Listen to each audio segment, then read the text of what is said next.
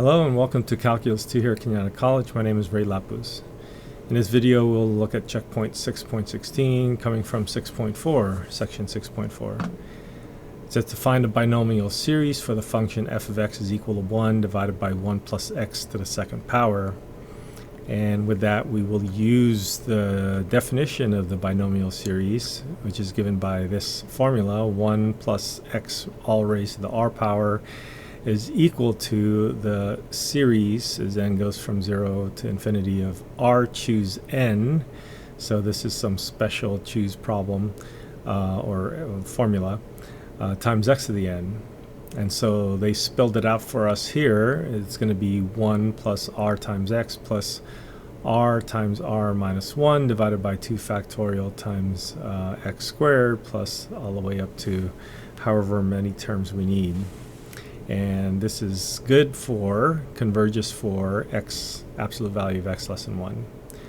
So before we start, we would probably want to rewrite this as a 1 plus x to some power, and without writing it as a fraction, it becomes a negative 2 power.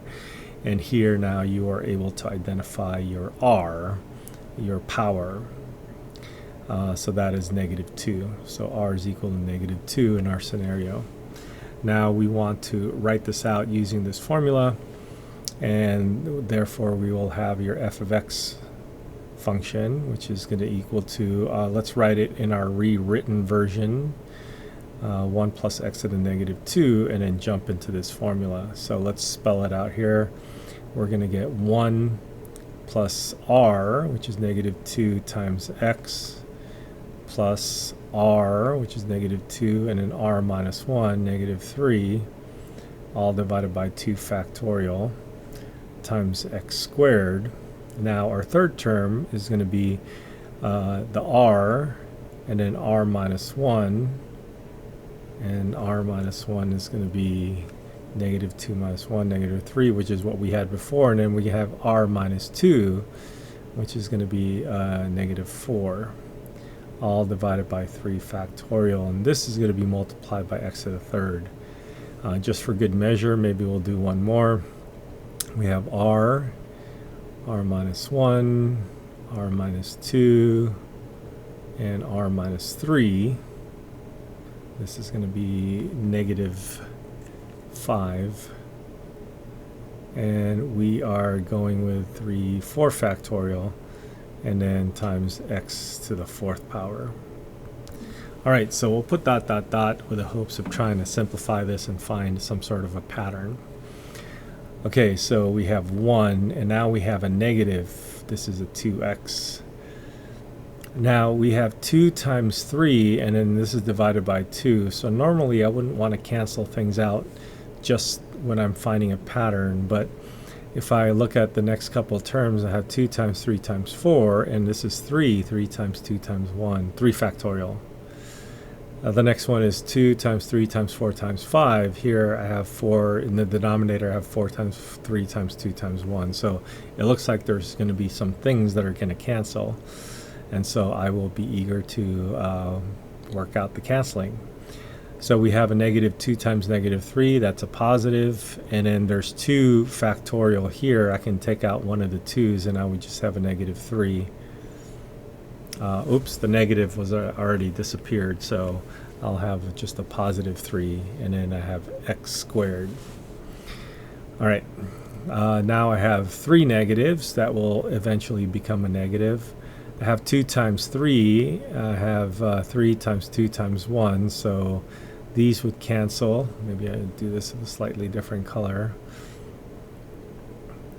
So the 2 times 3 would cancel with a 3 factorial, and then I would have a 4 remaining. So the negative and the 4 stay, and then this is going to be x to the 3rd power. Okay, and I think by now maybe we've gotten the order of things, but let's see. Negative, positive, negative, positive. So this will become a positive in the end. We have 4 times 3 times 2 times 1 equal to 4 factorial, so that's gone. And the 5 is the only one remaining with a positive sign. So this would be a positive 5, and then x to the 4th. So I think that's it, and I think we see the pattern. So if we were going to write this out as a sum, I would write this going from 0 to infinity of, it's an alternating series, so let's do the -1 to the nth power.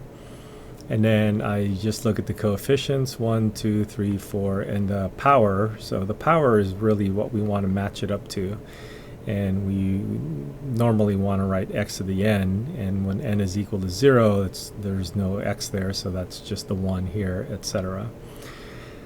So now I want to match up the coefficient with the power, and it looks like the coefficient is always going to be 1 more than the given power. So for instance, here in this cubic term, I have the power to be 3, and I have the coefficient to be 4, so that's 1 more than n.